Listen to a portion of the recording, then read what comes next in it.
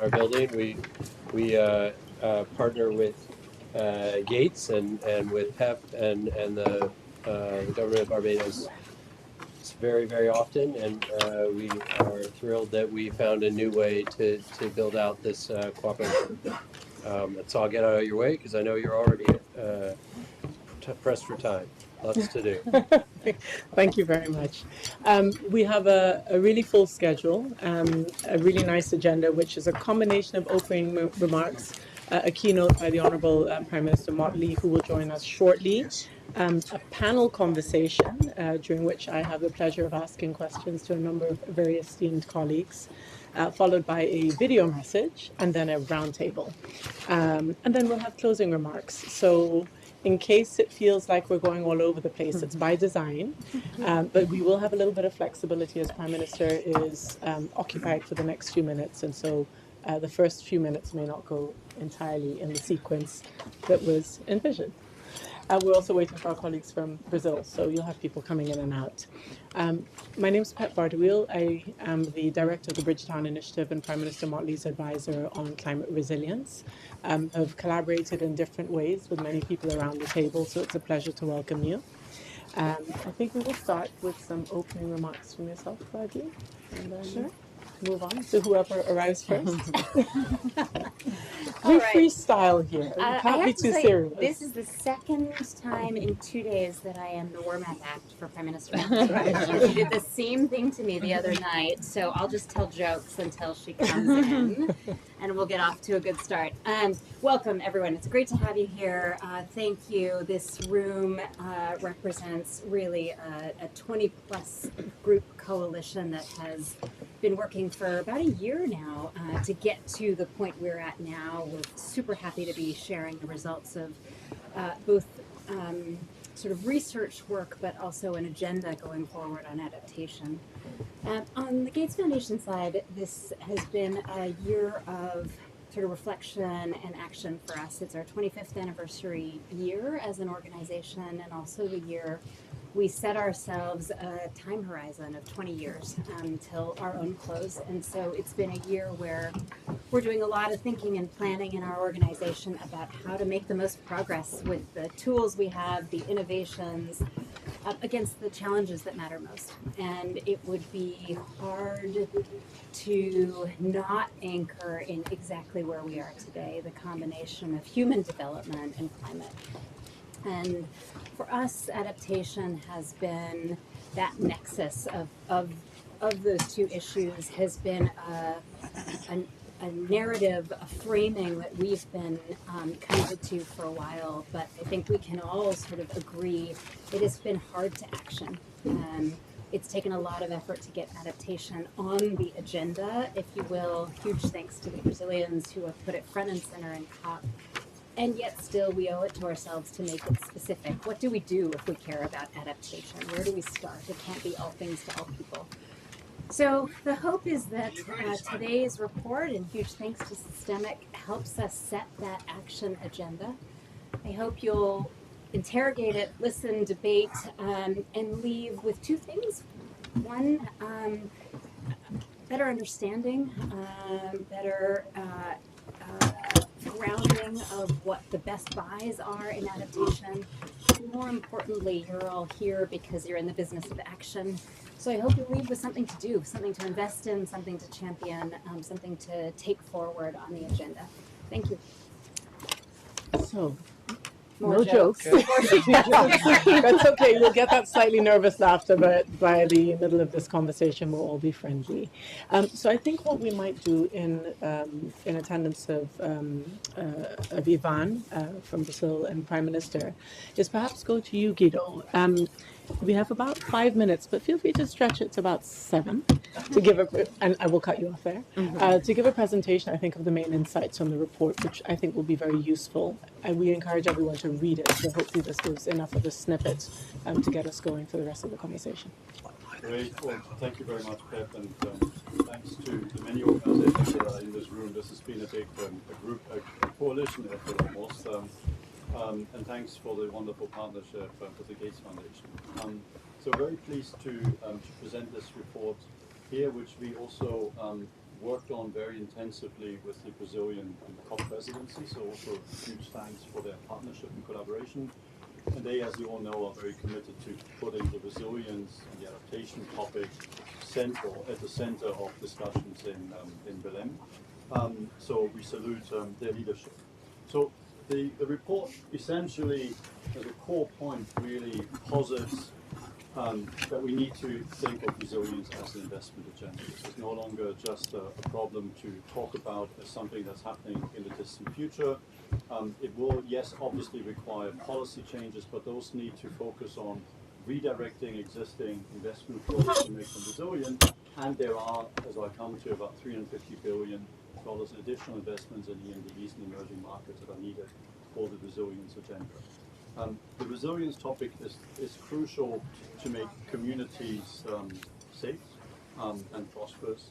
It is critical for companies to be competitive and to be successful in the marketplace. We're seeing more and more sectors where the physical risks are already significant today. And resilience really is becoming the development narrative. It is obviously also linked to mitigation, as this mitigation remains the most important and the critical long-term measure to ensure resilience. We all know that, and mitigation measures also must be resilient themselves, but we don't focus on that in detail on this report.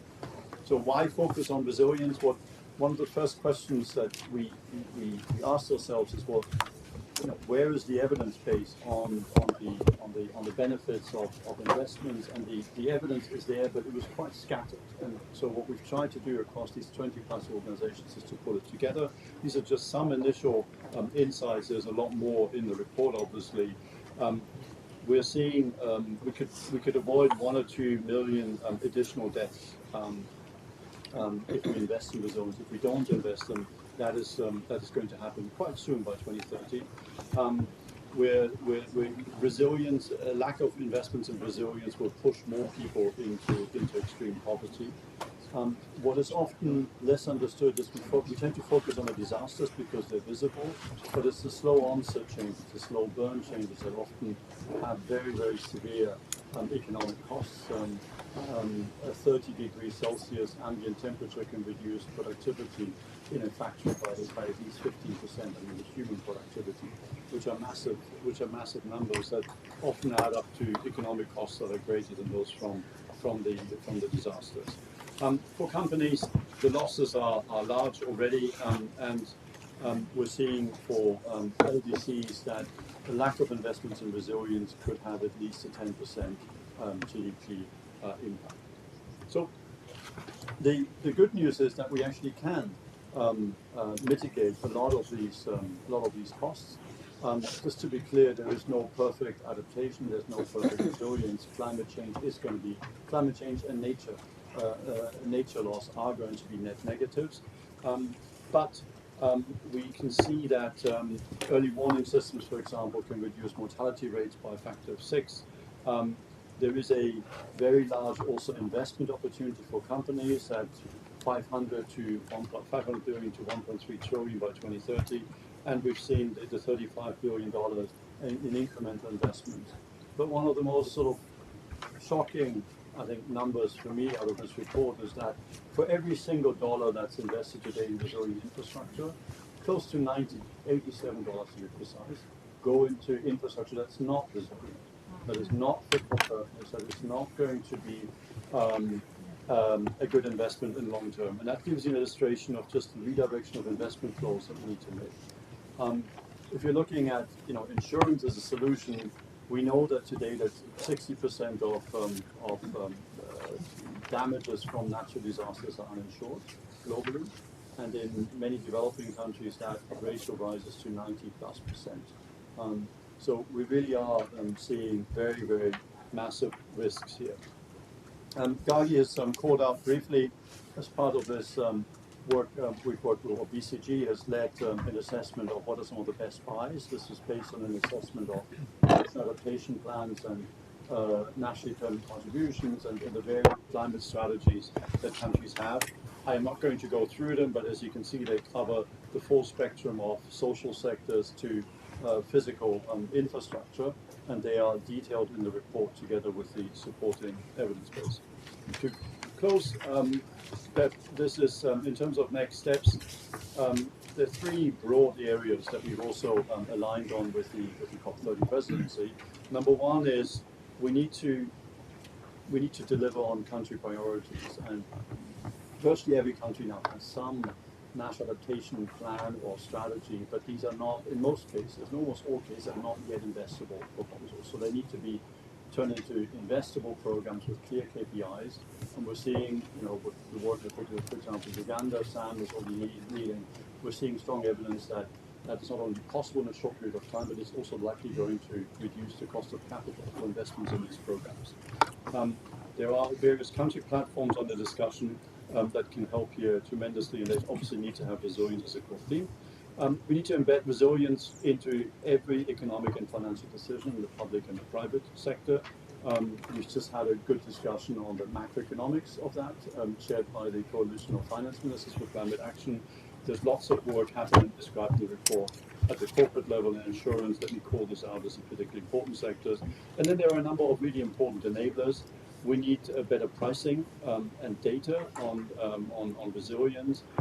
We need more clarity on the investment typology, because resilience is not a sector, so we often have, I think this comes from you, that quote, Tali, I attribute it to you. It's not a sector, so often the lack of action is actually driven by something as simple as confusion or lack of understanding what it means to invest in resilience. Again, typology across public and private, and I've already mentioned the risk data. So we want to we see COP30 as a major opportunity to put this agenda really at the center of discussions, not to displace the mitigation, but to really give it the attention it deserves. And then Gagi, as you said, is to really make it operational. I think there's some good recommendations, and huge thanks to all the organizations that contributed. And I think that's going to be the agenda for the coming year. Thank you. On time too. I'm going to be honest, these mics are really weird because I'm not sure you can all hear the rattling, and I also don't know that there's a way around it. So maybe I'll put that there and I don't knock it over. Thanks so much, Guido, and I think those insights are extremely clear. I'm going to go off script a little bit and say that it's now Thursday, it's October, and I can't count the number of conversations that I've been in, and I'm sure all of you who probably travel way more than I do have been in that are talking about the need for climate action.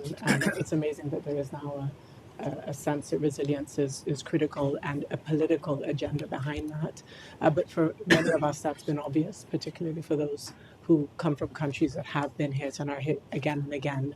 So I'm going to introduce the panel, and I have a few questions. Oh, sorry. Plot twist. So we're going to stand up and welcome the Prime Minister. And then we'll get to the panel.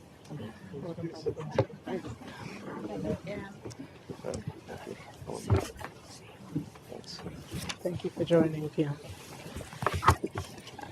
Go ahead. Thank you. So we've just done some brief introductions and gone through some insights around resilience, a lot of data that shows the numbers, but I was actually just saying that numbers and presentations and reports aside, for those countries that year after year either face slow onset climate micro crises or large events that pose a real threat to the survival of people and to the economy, the data shows things that we've known qualitatively and know intuitively.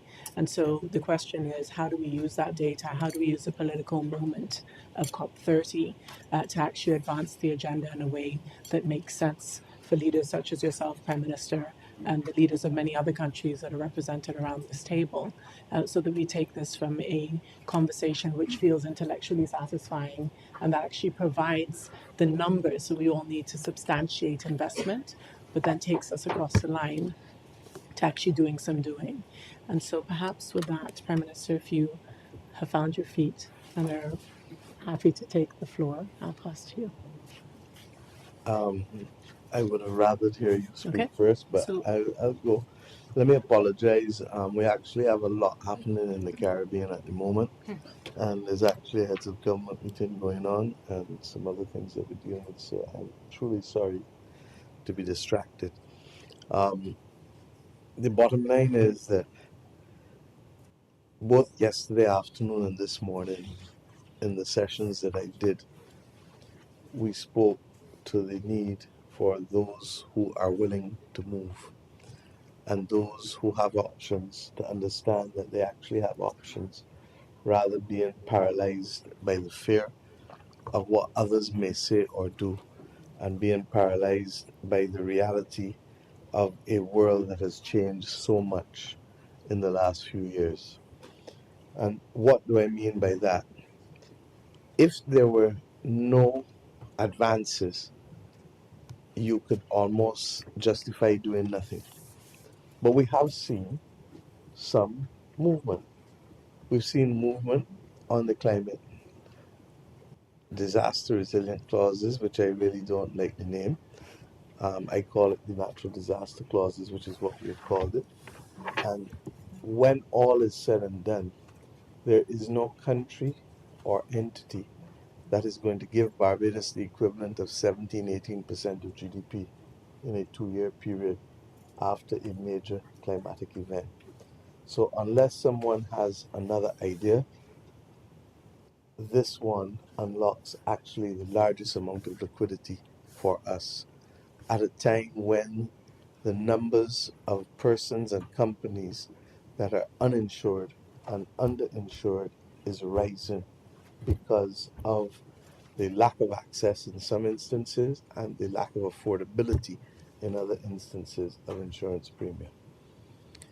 The bottom line is that we have seen progress with the Resilience and Sustainability Fund, and even though the word climate is a bad word for some, there's a Calypsonian in the Caribbean called the Mighty Sparrow, who had a song that basically said, don't believe a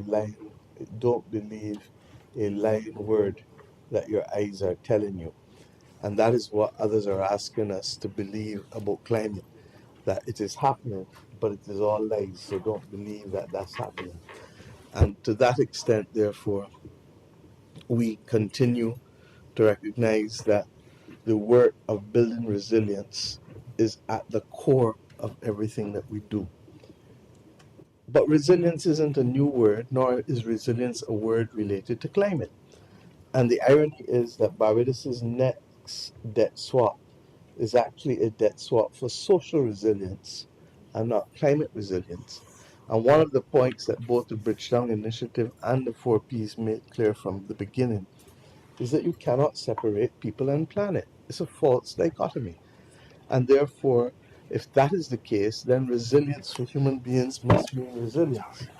And to that extent, if I have to say so, we have been since emancipation in the middle 1838 in the 19th century, have had to exhibit resilience in order simply to survive.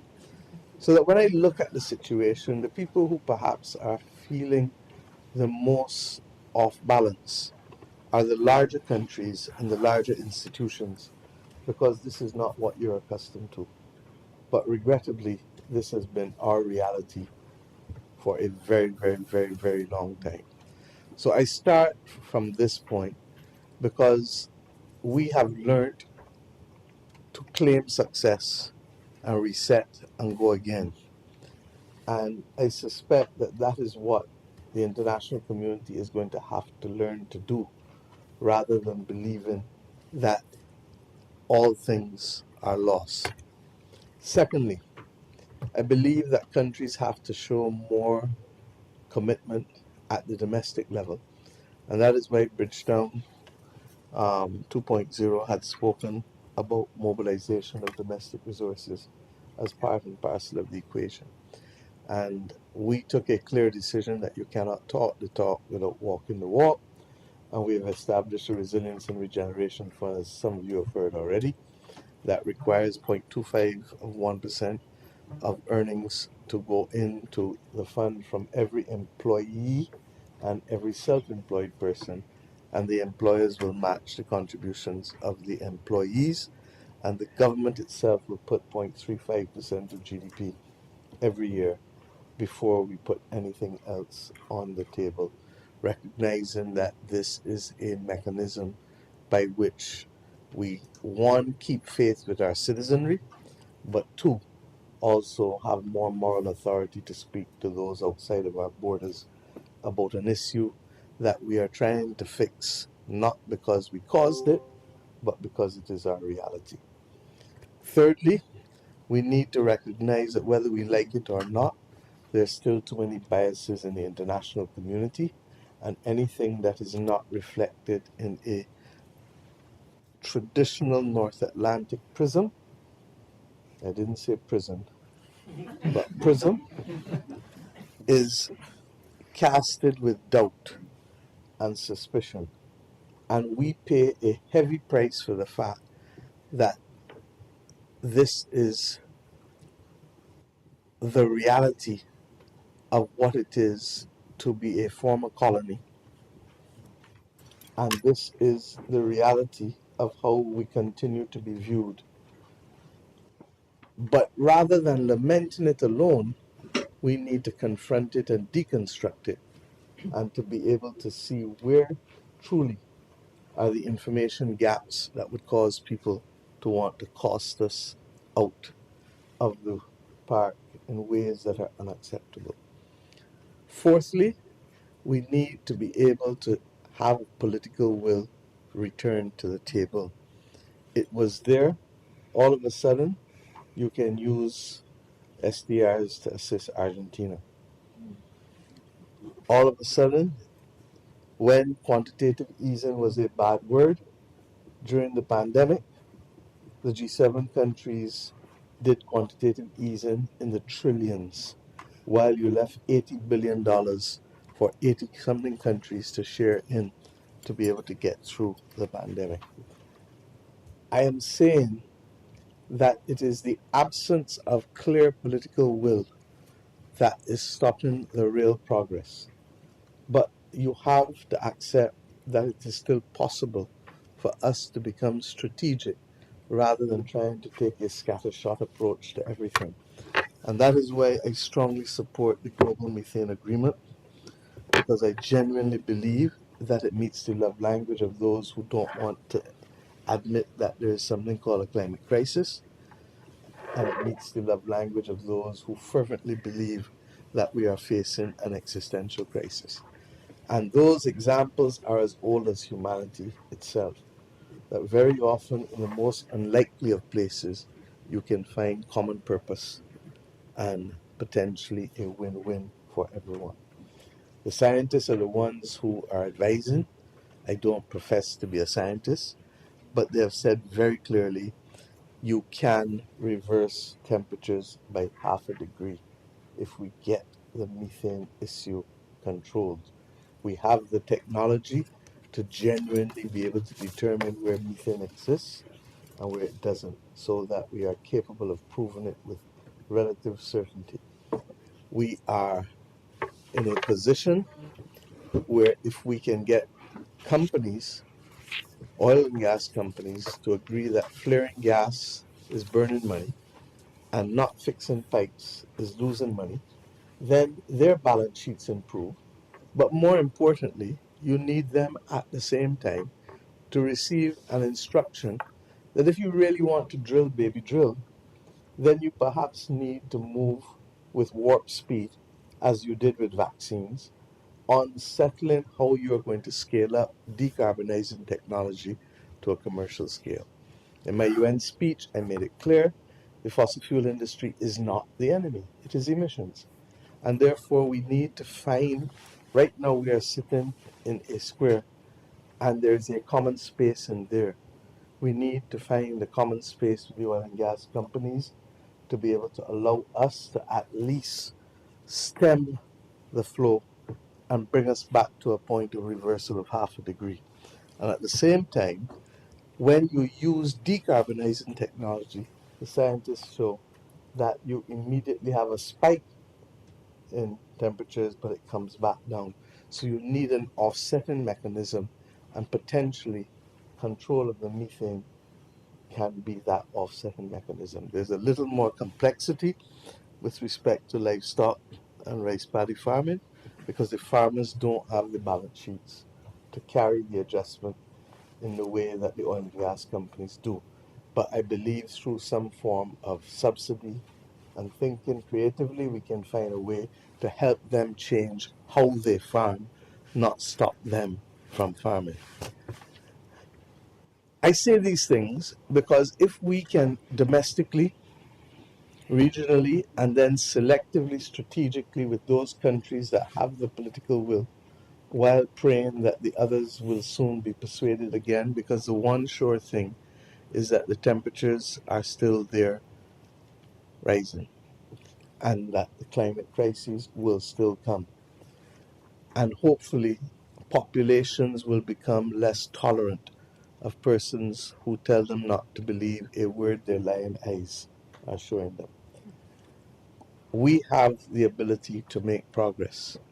Will it be at the speed of Usain Bolt?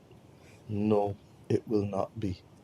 But can progress be made nevertheless by those who are willing to roll up their sleeves and to share the burden and to share in the responsibility of finding partners? Yes, I believe we can. And fundamentally, Bridgetown 3.0 tries to pull away. And I don't even want to call it a number anymore, but what it tries to do is to find where there is common ground and where we are likely to be able to make some progress going forward. Because the most important thing is not just to keep hope alive, but also to show that there is progress, even if not in miles, in yards, even if not in kilometers, in meters, even if not as we would like it, sufficient to be able to bring the others who are not yet in the battle on board with us. Thank you. Thank you very much, Prime Minister.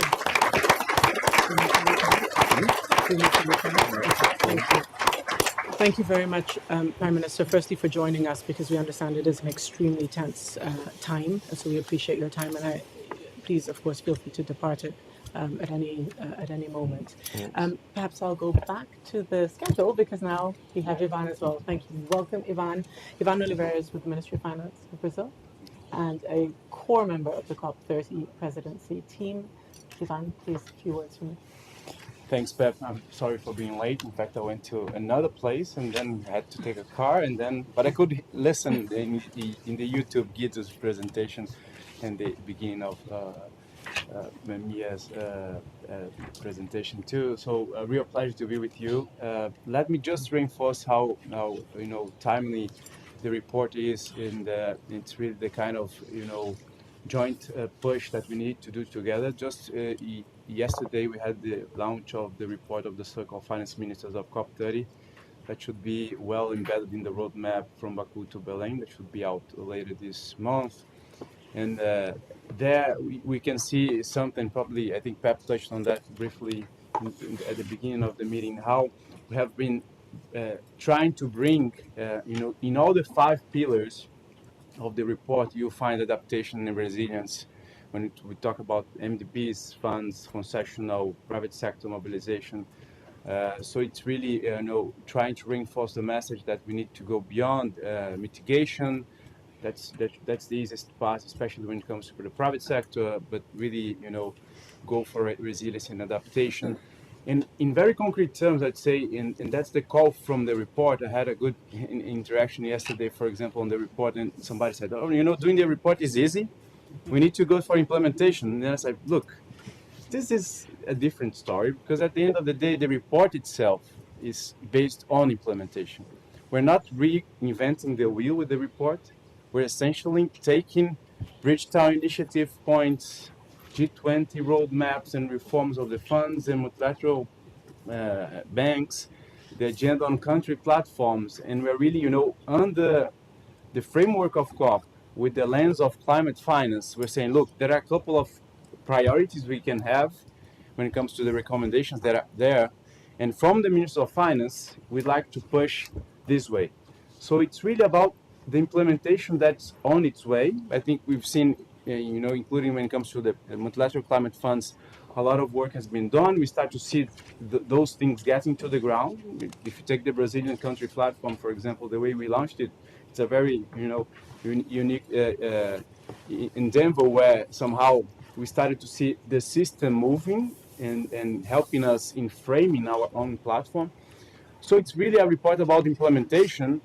And from this COP to the next one, what we'd like to do from Brazil, taking the presidency that's just about to start, in fact, is really to continue to push together with you and many other players, in different fora, using Bridgetown Initiative, reinforcing the message, but going for, the specific changes we need to make on MDBs, the funds, the private sector. We've been engaging a lot with the private sector this year to build out the report, and it's interesting to see, for example, the US is not represented in the circle. Maybe it will not be represented there by a public official in Belém, but the private sector of the US is really, connected, and we've been listening to, very critical players in the market here, and they'll be in Belém also and willing to push ahead. So there's a lot of hope. Prime Minister Mia, I think your leadership has been absolutely important in this sense. We're really happy to join forces with you in this process.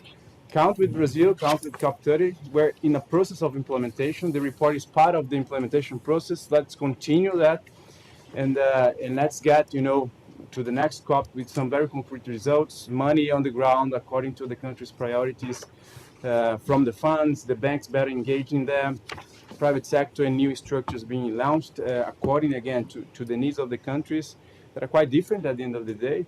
And just to finish with a take that has a lot more to do with our own agenda from the Minister of Finance, our domestic agendas, that is also how we, from Ministers of Finance, we're going to deal with the fine-tuning of economic instruments to deal with resilience, so that we get the right incentives to the stakeholders domestically, but also the international ones that are coming to our markets. Because in a country like Brazil, we are a federation, quite big and diverse country with quite different fiscal structures. And so when we have a problem in the south of Brazil with Rio Grande do Sul, for example, the flooding that we had there, the National Treasury had to come and save a country that was already in very bad fiscal conditions. So essentially, the federation came and saved a state of the federation. The Minister Haddad likes to say that if the floods were just 200 kilometers down to the south, a whole country, Uruguay, would be underwater, and there would be no federation to save it. So that's the kind of call that I think really unites us and really connects quite straightforward the domestic agenda to the international agenda, and really keen to keep going and pushing together with you. And pleasure to be here, and good to see the results of the report. Thank you very much. Thank you very much, Ivan. So, with that said, I think it's become very clear that we have country perspectives that are very real, that are very challenging from day to day. Right? There are some countries that have a federation, and there are others that don't. You talk of Uruguay, but we have many much smaller countries that literally live on a knife's edge.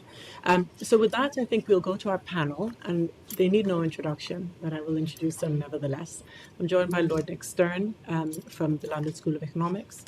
Annie Dasgupta, who is the president of the World Resources Institute.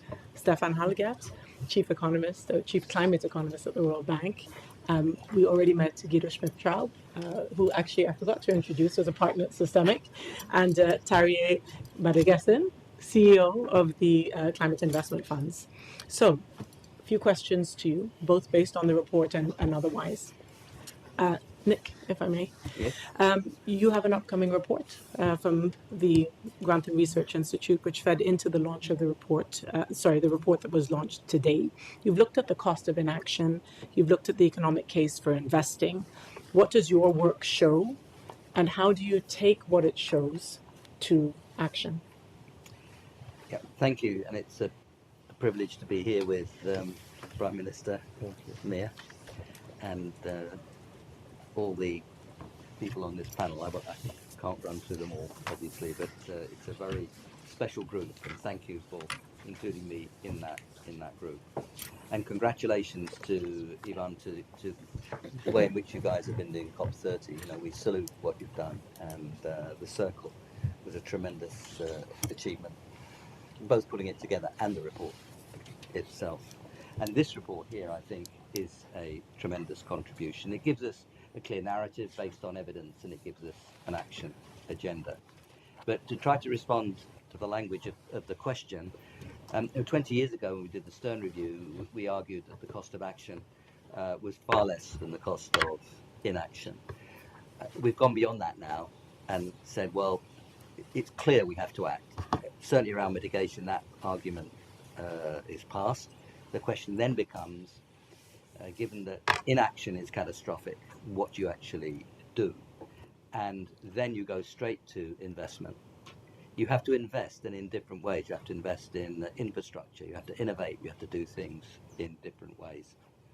And then when you look at it that way, you see that this is a tremendous growth story. This is not sacrificing something to look after the climate. It's using climate action to drive a much better form of development than the dirty, destructive models of the past. It's not just if you're clever, you can balance it. It's stronger than that. It's that the investments involved in climate action drive a new form of growth. Infrastructure, of course, a big part, but much more than that. I think we've now passed that point for adaptation. It's absolutely clear, and this is what the report shows very strongly, that the costs of inaction around adaptation are far bigger than the cost of action. And that's just another way of saying that if you look at action, it's got a tremendous rate of return. And those rates of return are documented in a specific way. So I think we've got to the point where saying, well, we really have to do it and we have to invest a little later on adaptation. But it's crystal clear.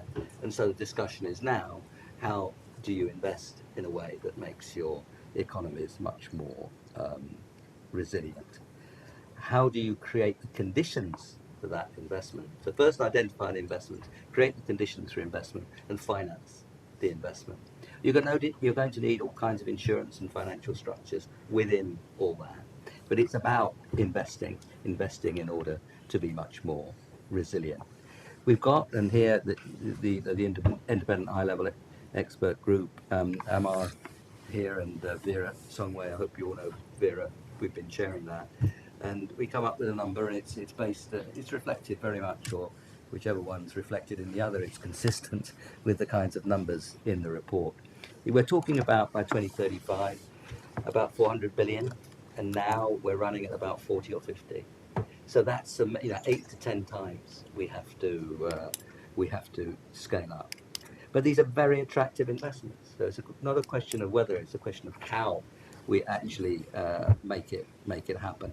The areas of investment are all set out, and indeed I didn't run through them, but we're talking about agriculture and water, we're talking about resilient infrastructure, coastal protection, disaster risk management, and the warning systems, which Guido mentioned, nature-based solutions, managing heat and health responses, and so on.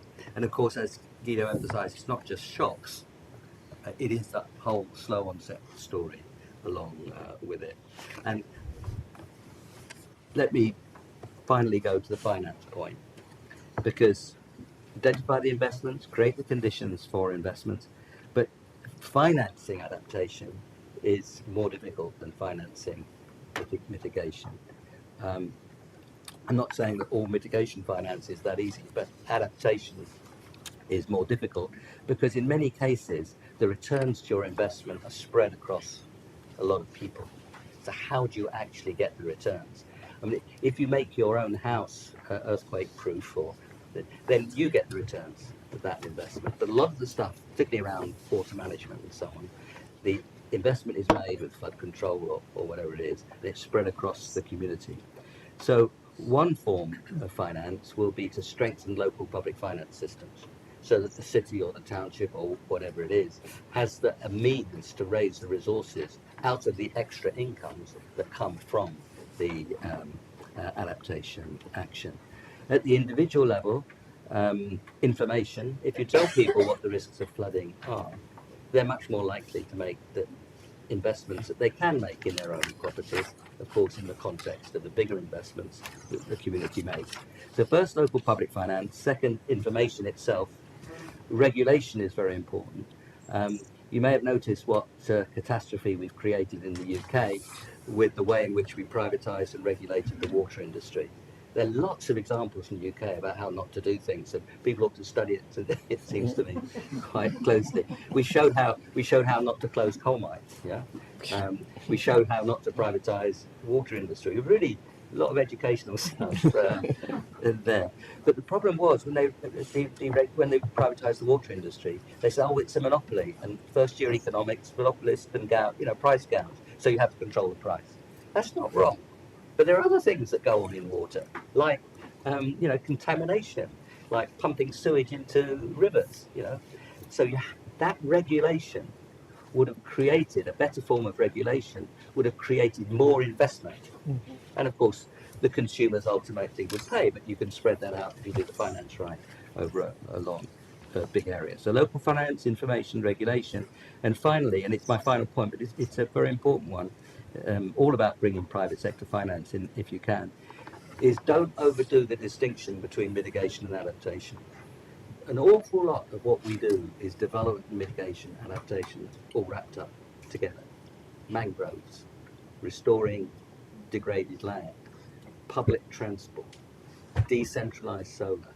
So much of what we do is all three wrapped up together. And just take decentralised solar. There's a wonderful firm called Selco operating out of Bangalore, which you've been acquainted with for a while. They do microfinance for small-scale solar.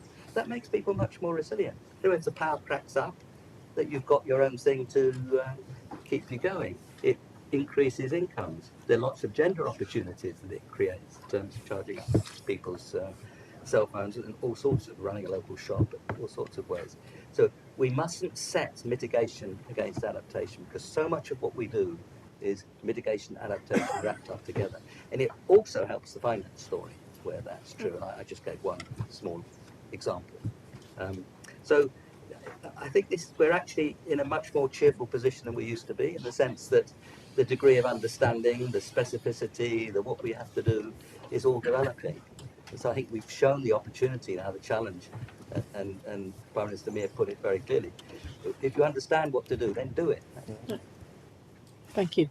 And I think these are extremely strong points. I'd like to take the liberty of having Prime Minister here maybe for another few seconds to point that as Barbados's investment plan for prosperity and resilience, which does not say climate adaptation, it does not say climate plan, it's prosperity and resilience, is very clear that the points that Guido spoke about earlier, I think in Barbados said strong communities, robust economy, environmental sustainability and climate resilience on top of all of that. So you're absolutely right, Nick, that they go together.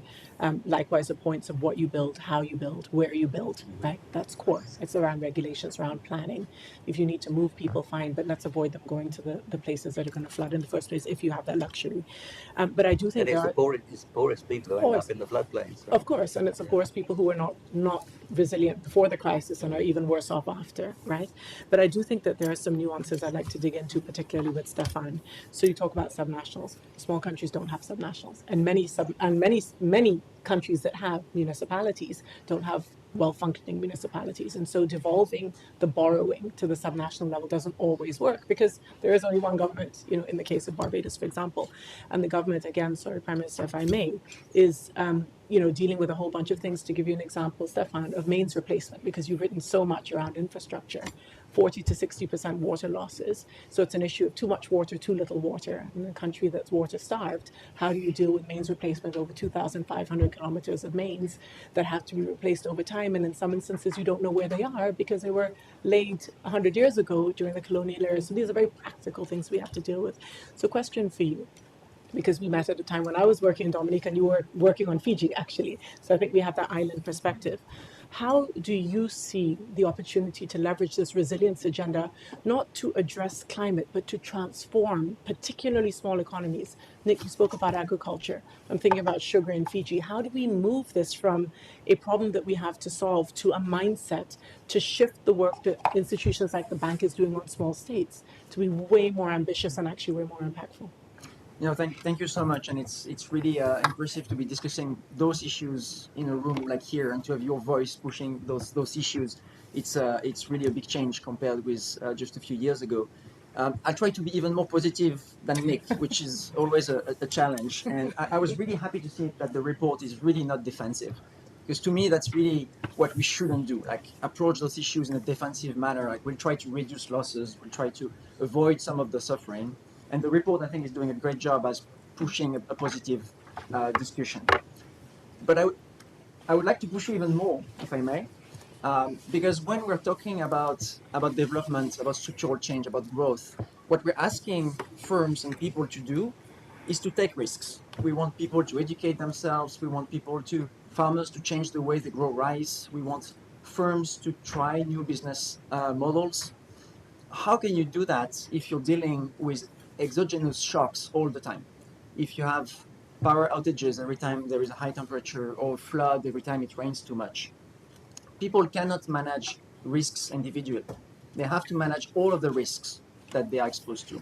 And so when we remove external risks like climate and disaster risks, we're making it easier for people and firms to take the good risks. Yeah. And so I think that, to me, the right framing is we have to take care of the bad risks so that people can take the good risks, the one that they benefit from. And that's a little bit this idea behind this triple dividends that you see Carter here, that we've been pushing for a long time, to say this is not about just reducing risks, right? It's about what risks you're doing and how you benefit from them. The second point I wanted to make is we're maybe doing the other way around, looking at these issues at the World Bank now, mostly at the country level. And that's what we're trying to do with our country climate and development reports. We'll have more than 90 countries covered by the next few weeks. And I think the idea is really to take it country per country, to put the numbers that we see on those slides at the country level. And so, Pep, you were mentioning the situation of small islands. What's really striking when we started this work is to see how many reports exist on India and Brazil and China. But then you go to African countries and you realize, whoa, we're the first one looking at development from a climate angle and a resilience angle. And I think some of the numbers we see are scary, with billions and trillions. It gets a little bit more manageable when you get it country per country and you realize some of those needs are very concentrated, and there are a lot of things we can do in some countries, in some sectors, with numbers that we can get started with. And I'll keep going, trying to make it look easier. At the end, hopefully everybody will think that this is a walk in the park. Because I think when we talk about, especially the private sector angle, I find the discussion very, very confused because there are so many things that we want to do. So what I find useful, and that we have done quite a lot in CCDRs, is to have three buckets. Right? There is one bucket which is the incremental costs for everything we're doing. So every time we're building a house, a factory, a road. Good news for that, it's not very expensive. It's like you increase the cost by like 3-5% maybe. Other good news, it's very private sector oriented, and investors have already an incentive to do it. And so for those amounts, and they are big amounts, even it's few percent, but it's out of a big denominator, to do that, we can build on the incentives that exist already, and we can look at the barriers. And so Nick mentioned the data, it's a big problem, and the public sector needs to invest in that. The regulations, the lack of financial inclusion, CGAP has been looking at that quite a lot, that just bringing people saving and borrowing opportunities, they can do things that they want to do to become more resilient. And of course, the standards and the construction norms, maybe the least sexy topic in the world that I'm absolutely passionate about. If we could invest in all countries to have the right, especially explicit construction standards for infrastructure and buildings, everything would look very different. So we have this first bucket. It's about obstacles, and the private sector is ready to go. We did a review recently. There are zillions of examples of companies doing it already. The second bucket is for projects that have resilience as their main objectives. And here, it's much more complicated. There are exceptions, like electricity generation, the private sector is happy to step in. But for a lot of things like health, water, sanitation, flood management, it's a public goods. The private sector won't go. And so we're back to a second bucket of solutions: domestic resource mobilization, of course, public-private partnerships, and also innovation like land value capture, which I don't think was mentioned. So I think that's something that we can really push to try to generate a flow of revenues that we can use to build financial solutions. And the last bucket is when, in spite of everything we have done, something bad happened. We need post-disaster finance. Here, I think we have made enormous progress. Some have been mentioned already. There are needs for people, and that's adaptive social protection, that's financial inclusion, that's insurance. And a lot of that is transferring risks to the government, so we need the sovereign to also be protected. And this is something where I think we should flag the progress that has been made and build on it. So I don't want to be longer than that, but I think behind the big numbers in the trillions, there are a lot of smaller things, and a lot of them, if we open the box, are not as complicated as they might look. So maybe I'll try something new. I'll disagree with Nick. You said it's much more complicated than for mitigation. I think it's much easier, but it's much more granular. It's really like a lot of solutions. And so what we need is this type of discussion where we have a lot of people around the room, because it won't be one actor doing it. It's really about the awareness and all of the actors doing what they can. Thank you. So I'm glad that we have cheerful people on the left, and I'm glad that you decided to disagree with Nick's there. I think that's difficult rather than complicated. No, but I think Okay. I think you're right, and I think that, and Prime Minister said this earlier, I think we do need to recognize and replicate the examples of things that have worked. So if you look at debt pause clauses or natural disaster clauses, right, when we started this conversation with the World Bank, there was a sense that, well, you're not going to get what you want now, but maybe in 2 years after the next board meeting, but like you can inch your way. And we did get what we wanted actually after 3 months. And I think that has served. Thanks to President Banga. Thanks to President Banga, absolutely. And but in fairness, there were 2 iterations before we got it right.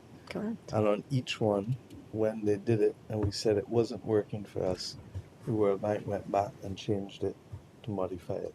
So, I mean, if we can get countries now to do that, and I'm also working on trying to get a select group of development funds to look at providing 30 and 40-year loans for education, health, and water. If we can do those simple things, even in this age of great uncertainty, then we will make significant progress where progress was not made before. So that, with the global methane agreement, to my mind, is where I want to spend my energy. If I try to spread it out too thin, then we achieve nothing. I think the low-cost long-term capital is absolutely critical. It's a game changer. So, yeah. And I've tried to set it, even this week, with those who will listen, as a paradigm change. Because the market is so focused on short-term debt that tell me, how the hell does a primary school child who goes into a new primary school that you have built and you're paying back for that 10, 12 years time, the child is not even finished secondary school, the child is not even gone to university yet, and you're being forced to compress the repayment of that asset in that short period of time. So we need to come back to a dose of reality and let the systems work in the same way that we understood that Germany needed at the end of World War II to cap their debt service to a percentage of their exports, in the same way that the UK needed when they converted the 1914 and 1917 bonds into effectively a perpetual bond that was only repaid in 2014. It is not unusual. This is what we have been doing. It's just that it has been for a few rather than for the many. That's right. No, absolutely, and I think that puts a very fine point on it. And maybe with the focus on finance, Terry, if I could turn to you. So SIF has done some really, I try not to use the word innovative. I find it a little overstated, but you have done some really bold work that has unlocked capital in ways that I think many would have not have thought was possible, certainly not from an institution or an entity embedded within the World Bank. Like, what is it that you're doing going to the markets in this way? Let's say, I mean, I call it what it is. I think it's incredibly creative. So what's next, and how do you replicate what SIF has done so that the type of financing that we're all saying is needed can be shown to come to the table at much greater scale, so we don't continue to question whether it's there? Sure. Okay, is the mic? It is. It's everywhere. Okay. Sorry. No, wonderful. Thank you so much. And again, congratulations on the excellent report. It's a great lens for us to go into the new era and the shift in the conversation that's underpinned by data and is positioning resilience as an investment. And thank you for the opportunity for the SIF to contribute to it. And for those of you who don't know the SIF, we are a $13 billion multilateral climate fund. And we're one of the largest providers of concessional finance that's very 20 to 40 year long-term concessional loans at your typical IDA rates. So you're talking 70 basis points, 130 basis points all in, with long-term moratoriums, and increasingly doing high-risk instruments like first loss guarantees, junior debt, and junior positionings as a way to catalyze and mobilize private capital and broad private capital. So we have mobilization ratios of 1 to 10 and 1 to 12 across the range. And what Pep was talking about was that last year we became the first multilateral climate fund to go to the capital markets, where we issued a bond program, and we now have a sustainable financing frame building off climate assets. Issued our first bond, it was 6 times oversubscribed. And we're moving forward into using that balance sheet to crowd in additional funding for higher risk instruments that can really be focused on private capital mobilization. And we're increasingly seeking to use those learnings into the other side of our work, which is around resilience and nature. And so many folks don't realize that the SIF has been investing in nature and resilience for many years. We sit at the nexus of climate and economic development. And we've had a very successful resilience program, which we shared our learnings into the production of the report. And this program was established in 2008 when resilience wasn't necessarily a thing. And the idea was to create a pilot program where the multilateral development banks could explore resilience working with countries.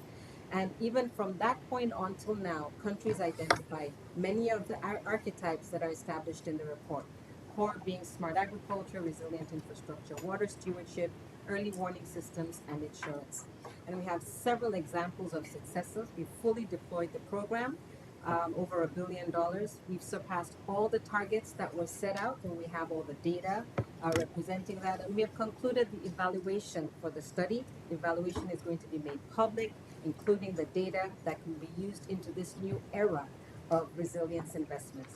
And the key takeaways from the evaluation that are feeding into our new resilience, second generation resilience programming is a few fold. One is that the most successful sustainable interventions in resilience in countries when they were country led involved the coordination of line ministries anchored by ministries of finance and economic planning. And the reason I think is very much tied to this idea of return on investment, because even ministries of finance have to see a pathway to that return that would tie either to their continuous budgeting, tied to productive growth in those economies that can underpin those investments. And so the most successful of our programs did that. It improved livelihoods, it led to whole-scale systemic productivity growth as well as resilience. And so our future programming is going to be tying this NAP type planning into investable policy and asset interventions, but in partnership with ministries of finance to embed resilience into their economic planning. And that's a big takeaway. In addition, while we are told we need to move from pilots to scale, right? So we're coming out of piloting and testing resilience to need to scaling capital to resilience. And that is where we're going with our second programming. The next era is private investments in resilience. And how do we scale private capital and private sector solutions in resilience to be able to meet these numbers? And so while our core program is going to build on the successes and the track record and the examples from our first program, especially making the investment case for those economic planning ministries as well as countries to be able to allocate their tax base or their domestic capital alongside grants and concessional funding, we need to figure out the next frontier, which is the private sector. And so we're working toward a learning lab, working with our MDBs to look at what that next phase is so that we're continuously pushing the envelope. The role of blended finance, lots of discussions about the role of grants mapped with blended finance and concessional to solve for many of these issues. So we're very excited about the path forward. We also see positivity, some recent announcements from donors contributing to the program that was held this week. And it's definitely the time through the COP Circle of Finance Ministers, the Coalition for Finance Ministers for Climate. Resilience is staying at the top of the agenda. Our one concern has been, our major concern has been, every time we start with these dialogues, resilience starts at the top and it ends up at number 10 or number 11 as the priority. But through these types of forums, with the good work of the Bridgetown Initiative, our hope and expectation is through to Belém, this will remain number one, number two on the agenda, such that we can have this shift that we've all needed from investment to return and to stability. Well, thank you so much. And I think that that link to ministries of finance can't be overstated. The Prime Minister is also Minister of Finance, and I think anyone will tell you if it's not in the budget and if it's not in the long-term budget, it's not going to happen. So I think, Yvonne, and I'm under pressure to get my time management under control, but I was just going to say that, Yvonne, the COP presidency has said multiple times that it doesn't end at Belém, right? And I think that staying the course for the year plus after Belém is critical. Otherwise, we do lose that traction. Everything is a moment. But the reality is we need to keep the agenda going. So maybe, Annie, I could turn to you a couple of minutes and talk about what's often identified as the bottleneck or a key bottleneck, which is pipeline. We don't have the pipeline. We don't, and this ties into your point, Terry, right, on how do you get the private sector in? Well, the business models aren't there, so we don't really know how to bring them in. How do you, particularly leveraging the skills and the expertise of WRI, think about the pipeline challenge? And are there specific areas, recognizing that resilience is not a sector, but there's specific areas or themes which you see as low-hanging fruits that we really need to grab and start working on post-haste? Well, thanks. I think this is a fantastic group of people here to think about this together. And I also want to say I've been very encouraged this week how much of adaptation and resilience has been part of conversations regularly. So we are very encouraged, Ivan, when we get to Belém, that we're in a good place. I do want to build on, I don't think actually Nick says positive things very often. So it's a good thing that he was happy. I just want to build on one happiness that Nick pointed out. I do think Nick is absolutely right, that at this moment, if you just look at where we are in a much better place analytically and narratively on adaptation resilience than we were just a few years back. That is a very important thing. I mean, not only this report, I think Gargi's left. Gargi gets a lot of credit for bringing us together for this report on focusing on investability on these topics and as a detail. And we were very happy to collaborate with you on this. But before that, we did and Nick's team and Nick himself has been doing a lot of work of cost of inaction. What will happen if we don't do something about it? But before that, we did a piece of work that Carter led, was sitting right there. We asked a very different question, that not about loss. If you invest in it, what will happen to, say, growth? What will happen to development? What will happen to macroeconomic planning? And we found that all these three areas, which is this triple dividend paper, this is actually positively correlated. In some countries, massively positively correlated. So you will say, oh, this analytics and narratives don't really matter. It actually does matter, because Ivan's leadership on this report that Ivan yesterday launched it, right, on the circles of ministers, it is very easily was actually part of the report, because this analytics was done before. And you will see when you see this report how much adaptation finance. So I just want to say we're in a different place in this. But then the question is, great that we have good place, that how do we actually finance it? And that's what I want to talk about in a minute. And if you look at any of the number, Nick just mentioned the number, none of the, because everyone's adaptation, oh, the MDBs will do it, if not, the foundations will do it.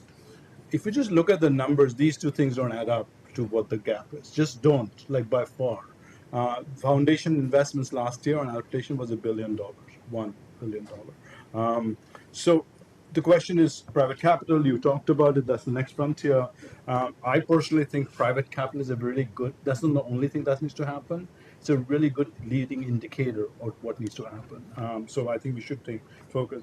Unfortunately, though, making things actually financed is the same hard work that we have to do for anything being financed. Just it's not some, because they're the same job of having a strategy, making an investment plan, making the investment being They raising the profile of it in national governments, that these are actually allocated. Most governments don't actually allocate, maximize domestic. These are all common things with mitigation plan. So I just want to point out that there is no silver bullet to actually financing thing. The hard work that needs to be done for every project, which is very similar hard. Only good thing is now we have a much better rationale and narrative. I also very much agree with Stefan's point. It's not just one entity needs to do differently. I'll finish in 1 minute. I just want to point out the kind of things we are doing is as an example of all the different things. For example, Brazil is reading country platforms. Many countries have shown we want to make sure this is very much central to country platform discussion about what countries want to do and how we finance it. We actually work with Nick's team with coalition finance ministers to bring adaptation in the central discussion, which wasn't the case for a while, right? And it's still, I don't think it's much better. We run a program to train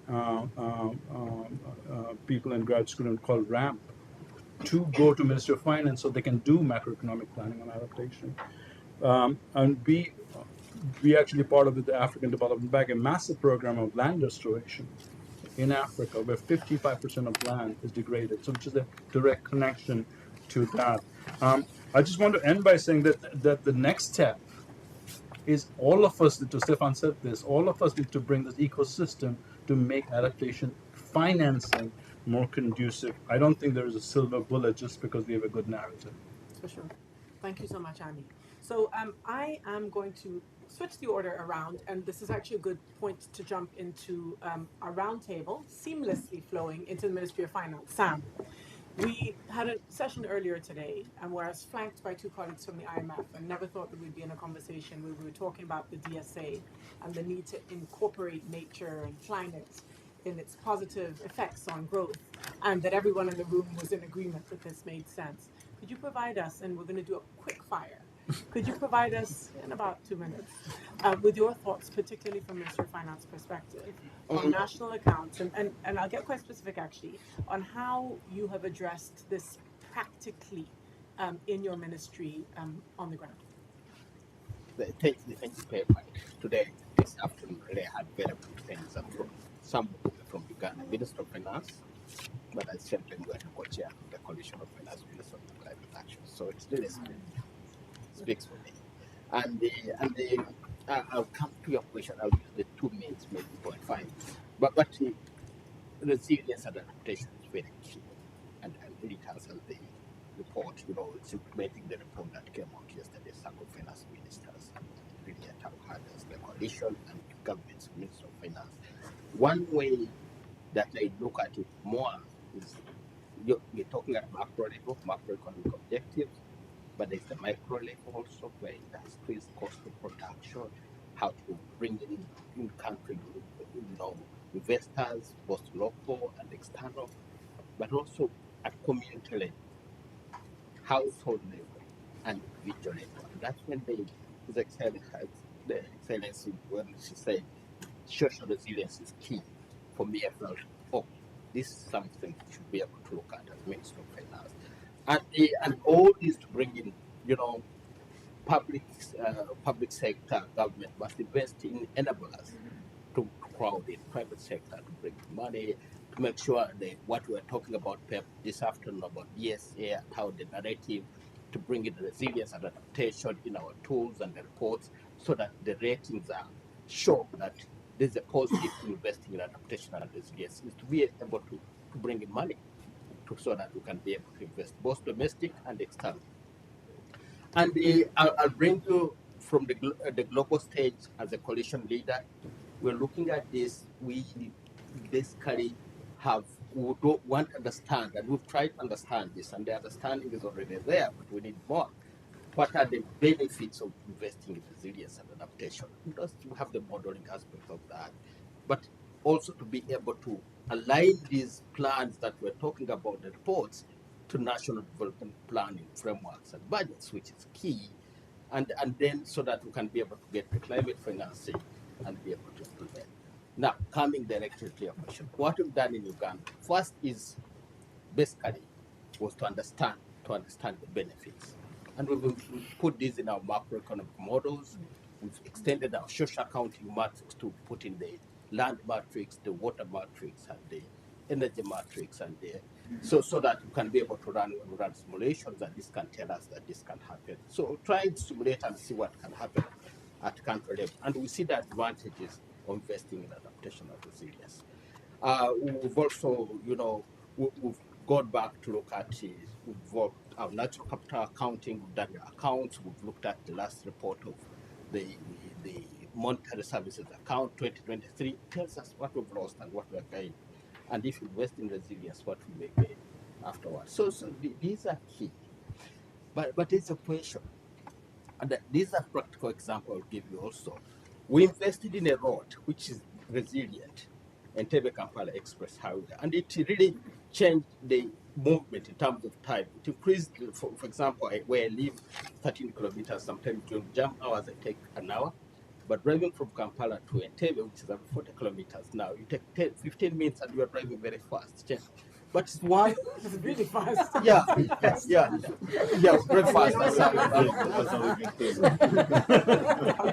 120 kilometers. Oh, 20 years.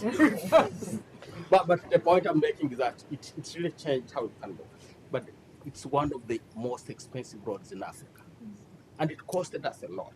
Now, the way it started by telling you micro household, the question was, would you have invested in at some level to make sure they're protected, to make sure so that decision was very, very hard.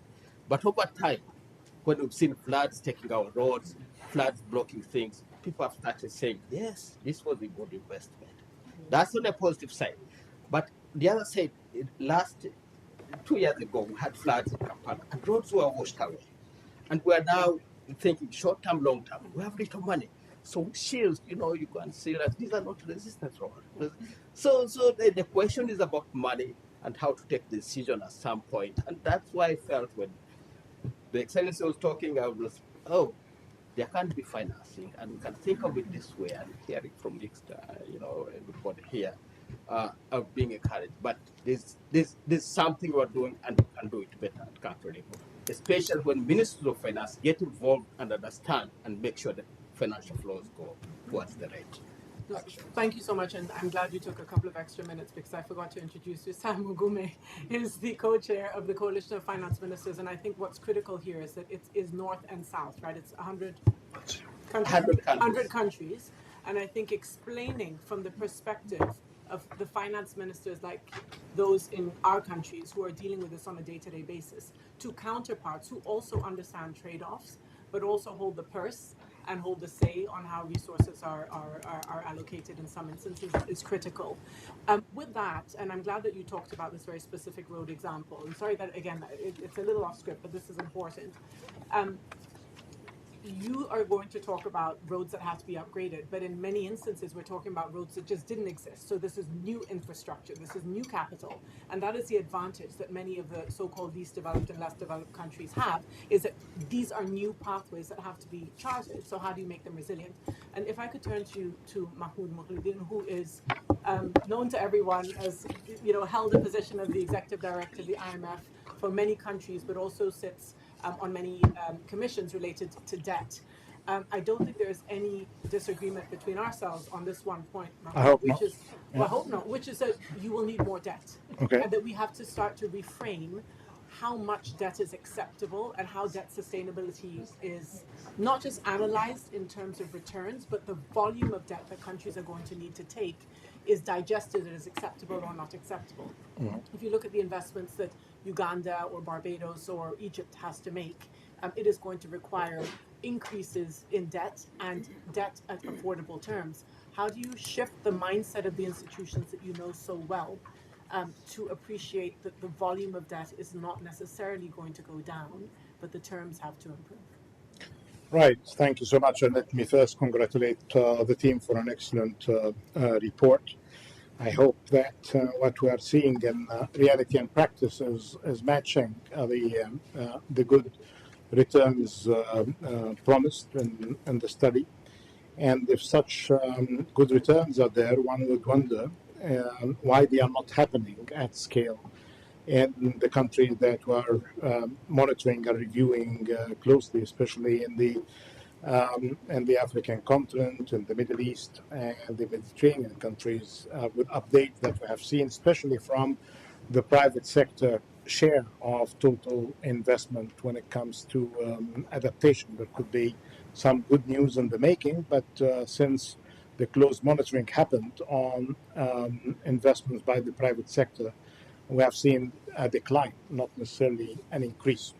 And when it comes to public investments, I wonder if countries that I'm more familiar with their budget than others are spending more than 70% of debt service, and none of the new loans are directed to anything but paying back all debts. So the money exactly would be coming from. And this is actually one of the reasons that joining the Jubilee Commission and the work that we did at the UN, happy to work closely with the rest of the co-chairs, we try to do three things. First, to reflect all of what's being mentioned on the debt sustainability frameworks of the World Bank and the IMF, especially with the current revision of debt sustainability frameworks, with their signals, early warning signals to those who are indebted. And so far, there is nothing of what you have been saying reflected adequately in the debt sustainability analysis. Don't know if the meeting that you had earlier, Pep, is giving us some promises in the revisions of the low income countries, or in a good day, if we are making some sort of improvements in that framework, that will be reflected in the other more sophisticated, demanding countries, the ones with market access. Although that we have been in a meeting as well that called for merger of the two debt sustainability frameworks, because it doesn't make any sense to make this kind of fragmentation. So we do not really have the guidance when it comes to debt sustainability frameworks, and that's why we have been saying factor in all of these issues related to sustainability, including, of course, public investments in resilience in the debt sustainability framework. The other thing, when it comes to if countries are stuck in debt distress and they are seeking debt restructuring, they are not going to be getting any kind of consideration that they have been spending the money better than in consumption. It doesn't really matter if you spend money in long-term investments for sustainability or building good, resilient infrastructure, or even better for education and health. If you are stuck, you are stuck. The common framework doesn't give any kind of consideration to what cause, noble or otherwise, that you put your money in. This is another proposal that we put in the Jubilee report and in the recommendations from the Debt and Development Crisis Group. Will that be listened to in the G20? I didn't get any kind of signal that that is being realized.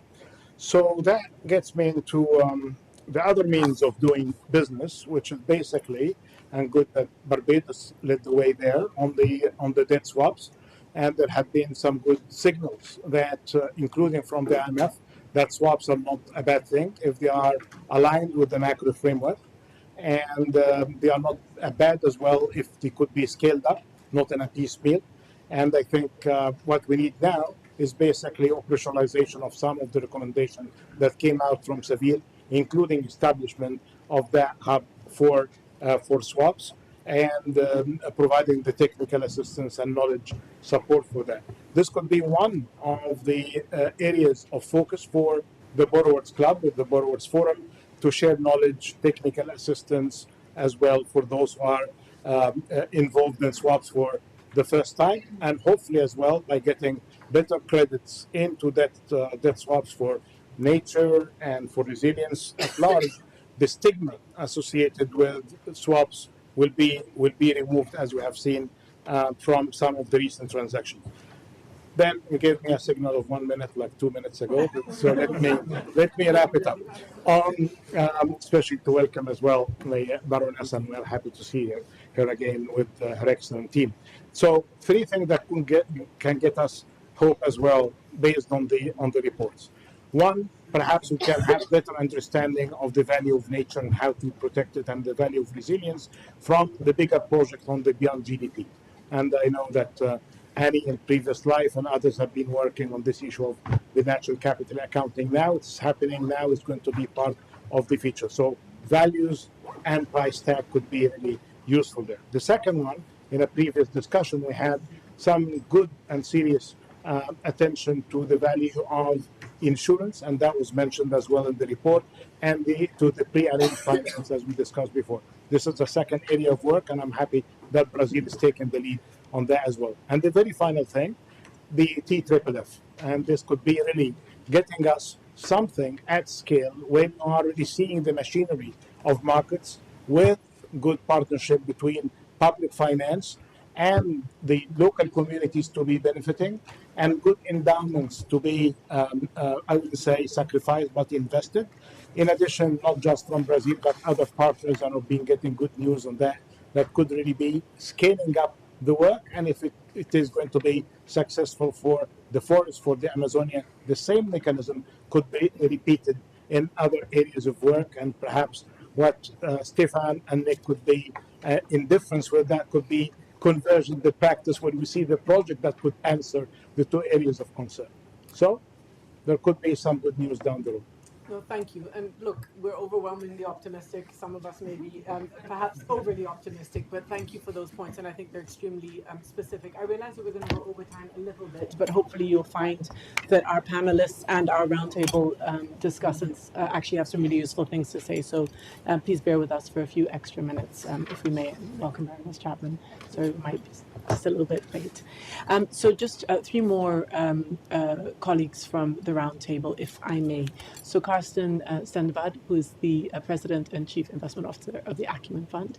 If I could turn to you, from your perspective, given what was mentioned earlier, I think, by Annie, which is fair, right? Which is that we're not going to be able to crowd everyone in to solve problems. And if you look at the amount of money that's being spent, for instance, from philanthropy and specific areas, it really is a drop in the ocean. What does a fund like Acumen bring to the table, and how do we see more such successes in ways that perhaps Acumen is known to many, many people, but is perhaps not there's opportunities, I think, to see more of your model replicated elsewhere. What do you think could be brought to the table? First of all, thank you so much for having us here. I think I can maybe bring the investor angle and maybe a microeconomic angle to this discussion. As you said, Acumen is a non-profit investor blending various types of capital, philanthropic capital, concessional capital, and also development finance capital, and even commercial capital. And specifically on agriculture, we've been investing in really the agricultural value chain since 2006, and more than 50 companies in 13 markets, really in frontier markets, especially in Africa, all with the objective of increasing resilience and improving livelihoods of smallholder farmers.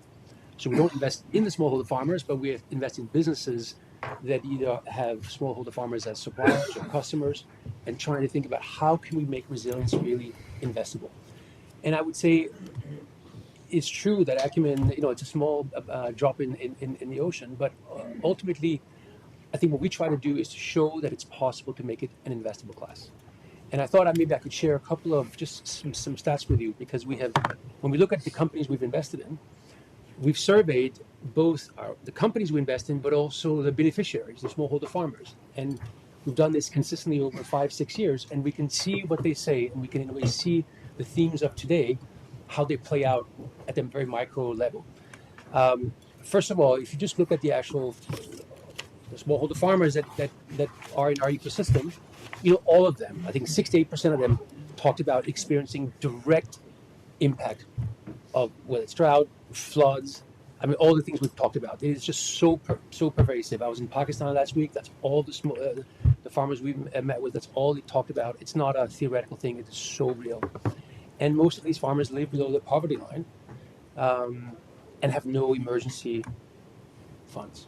So in a way, for me, for us, the first maybe obvious point, actually you have it on the slide up here, which is that climate resilience really is about economic resilience. And what can we do in these investments to basically make sure that we actually improve, reduce volatility, of course, increase earnings, because ultimately those things, if we do that for smallholder farmers, they will be much better positioned to absorb the shocks that are definitely coming. And when we look at the beneficiaries, we saw that. The next question, in a way, to crowd in other capital, we want to be able to demonstrate to other investors that this is actually an investable class. So it's relevant to look at, well, what happened with the companies that we invested in? And just a couple of stats, again, this is all in the agricultural value chain. So it could be anything from, a chicken company developing new breeds that thrive in hotter and drier air, or various types of technical assistance to farmers to improve yields. And the companies, when we look at it, there's a great business case. We saw revenue growth of 2.6x. That's great. We saw follow-on funding. I mean, very few are willing to come in to begin with. But one of the things that we think about in terms of the theory of change is if we can go in, we can demonstrate it's good, we can bring other capital along, just from a demonstration effect. And importantly, we just see a significant increase in employment. So this idea of kind of climate resilience really being economic resilience, and ultimately trying to show that this actually is an asset class. So from our perspective, we're committed to investing $300 million over the next couple of years, really in agricultural adaptation and resilience. And I think what I'm so excited about in this conversation and leading up to the COP is the more we can establish this as a first order priority, not just for the world, but actually for investors, and we can show that it is an investable asset class, I think that would be good.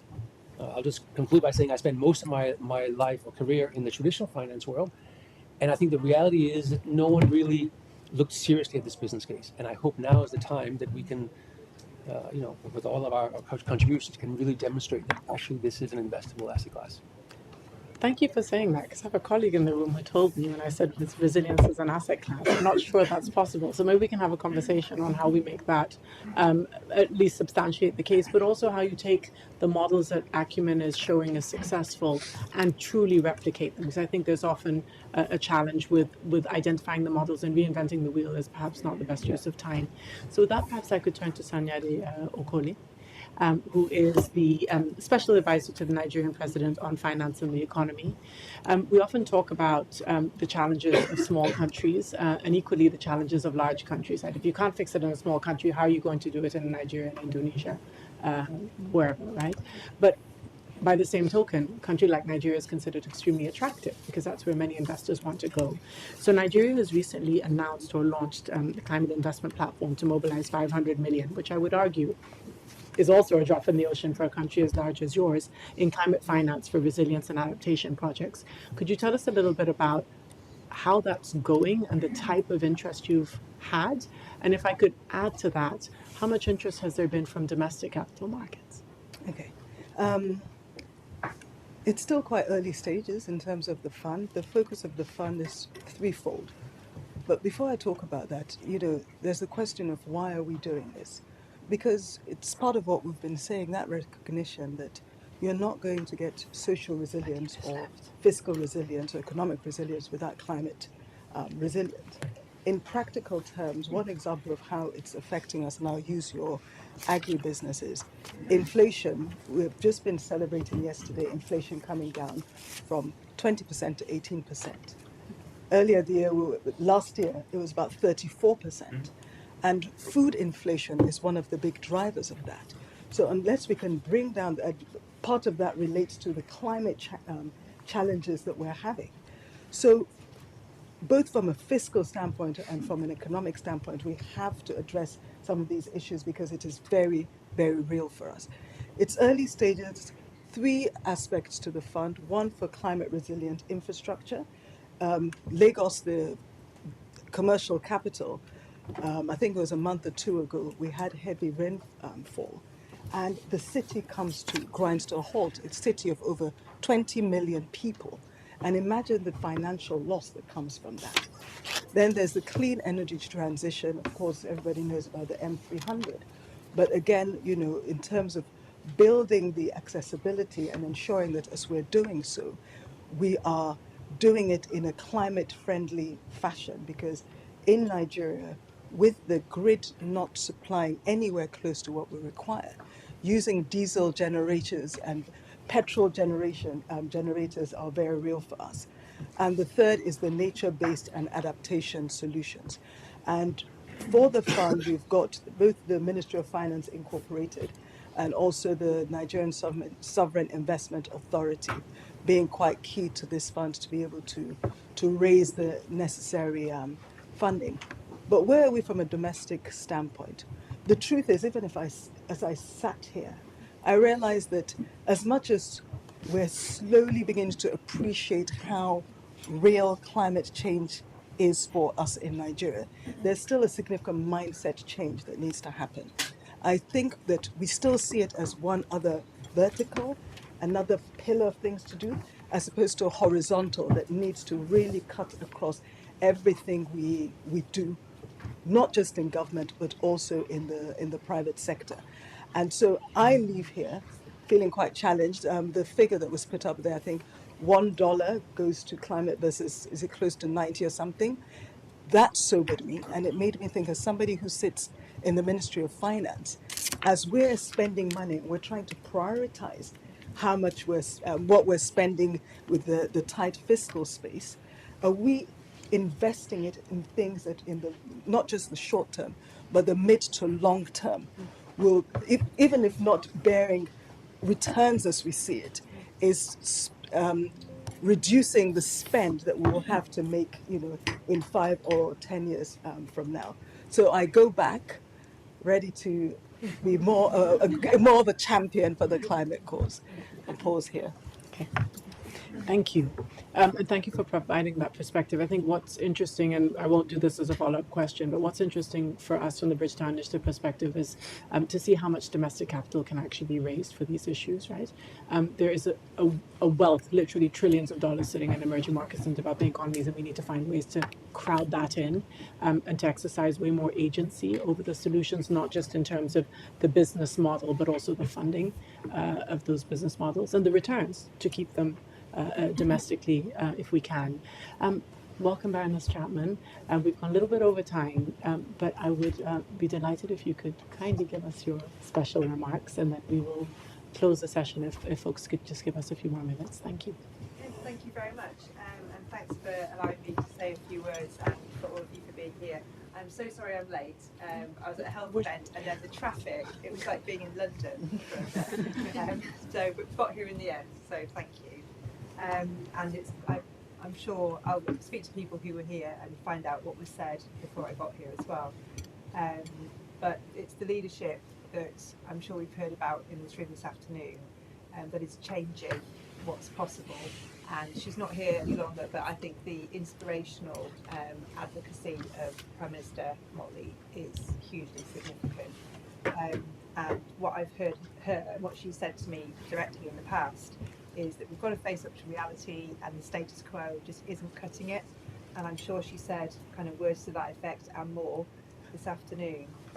So this is all about championing urgent and ambitious reform, so that we have a global financial system that's fit for the future, that unlocks growth and access to financing for countries, and makes sure, I think importantly, that everybody's voice is heard in this.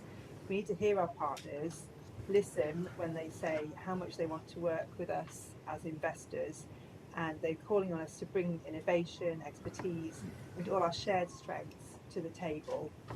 And that's how we are going to back their plans and priorities for the future to give us all the best chance for success.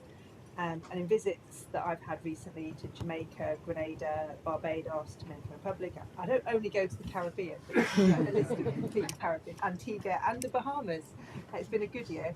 And in all my meetings, I hear loud and clear that this is what partners want to see. So for our part as the UK, that's very much going to underpin our approach. It's great to see the new Systemiq report helping us think about how we can unlock opportunity by building resilience to shocks.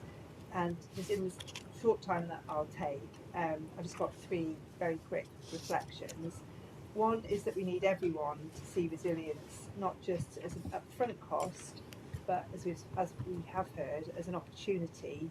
It's a catalyst for investment that can enable fiscal stability, creditworthiness, competitiveness, and power jobs and growth, and a chance to avoid GDP losses, which would reach up to 33% by mid-century.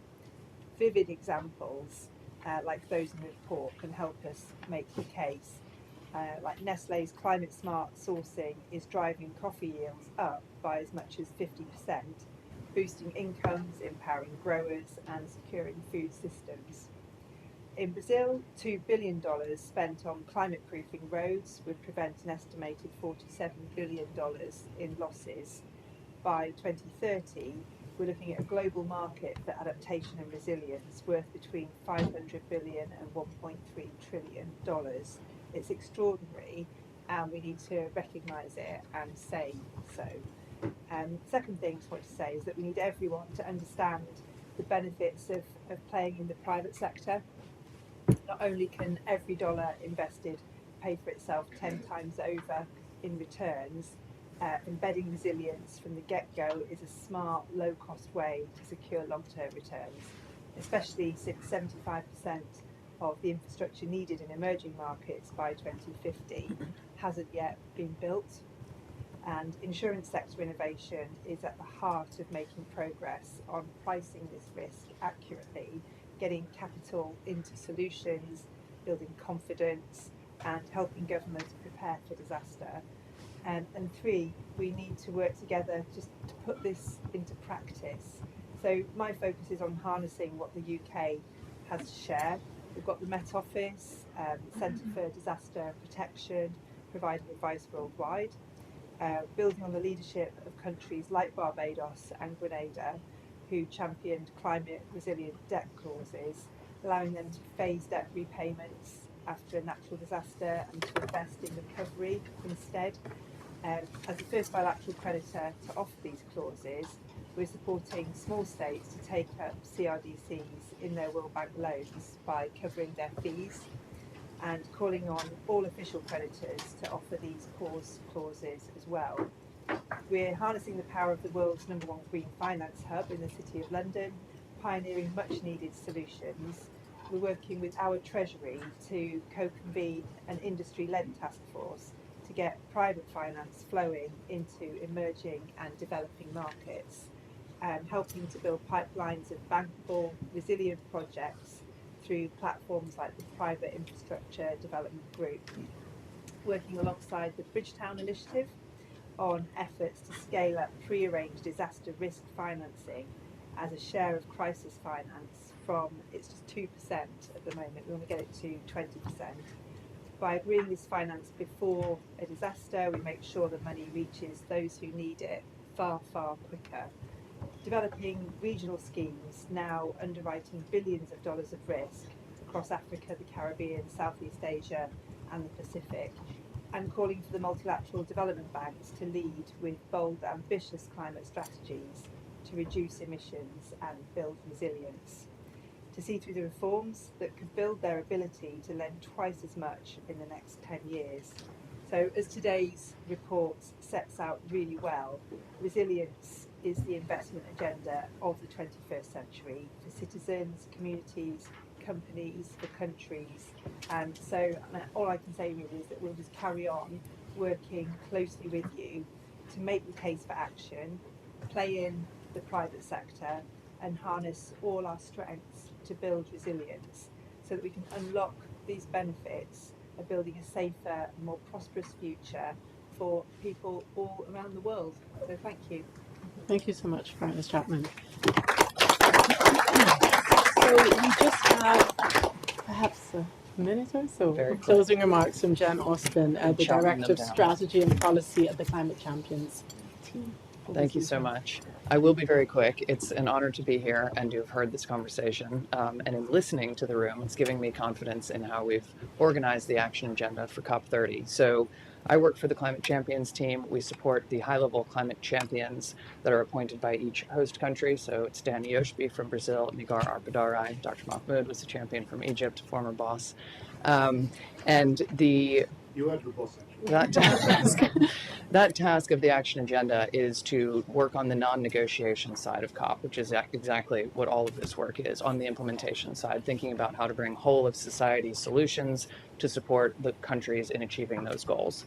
The way that we've designed the action agenda this year is very much to try to bring a structure that does not recreate the wheel, but that is harnessed and anchored in a mirroring of the outcomes of the global stocktake, which is the ways that countries have agreed in quite a bit of detail around some of what the key solutions are that are needed to move us forward, and to make sure that the action agenda is directly responsive to that. So we've focused very much on bringing in existing initiatives around that structure, not recreating the wheel, so that we can harness the type of work that's happening here. Every person, I was nodding along with what people are saying. It's not around needing many new initiatives. There's so much expertise, knowledge, piloting that's already been done, things that have been figured out, research that has confirmed and reconfirmed what the opportunities are and what the barriers are. And we've got an action agenda for COP this year in Belém, and that we hope provides a structure for the 5 years ahead. It's organized around 6 pillars that are thematic and match the topics of the action agenda. Adaptation, it shows up in all of those. It's around energy, industry and transport, forests, oceans and biodiversity, agriculture and food systems, resilient cities and infrastructure, fostering human and social development, and then cross-cutting enablers like finance and capacity. We've got those 6 pillars. Underneath there are 30 specific key objectives. That sounds like a lot, but as you all know, you need to get specific to get detailed and talk to the right people about what it is that you need to do. And so those are the categories around which we're organizing activation groups, inviting in existing initiatives, and then using a 4-step activation process, which is around coordinating those actors, measuring progress around shared indicators so that we know where we've come, sharing success stories, because there are so many success stories. There's been a lot of optimism in this panel, and these are people paying attention, but there's a lot of people out there who are overwhelmed by this challenge and think that not much is happening, and certainly not enough is happening, but a lot already is. And so showcasing those solutions and helping inspire and inform other people's efforts.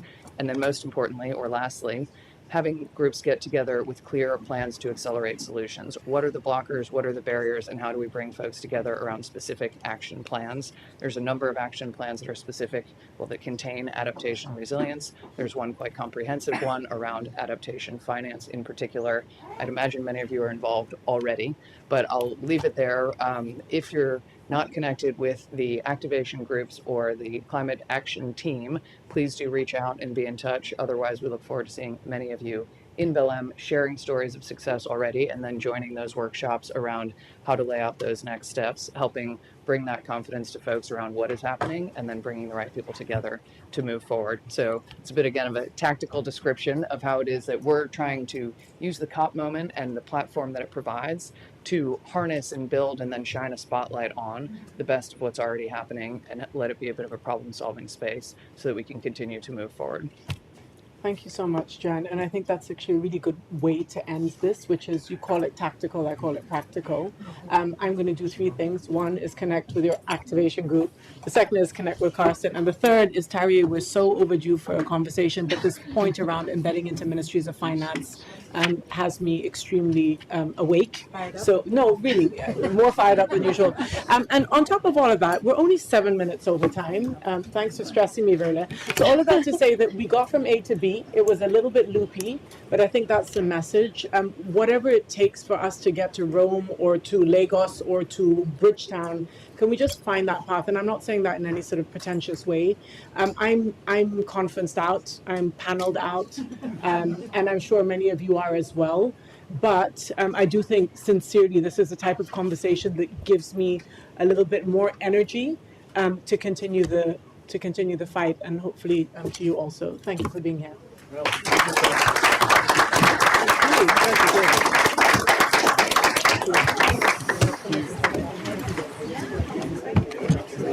Hello. don't know if I will survive.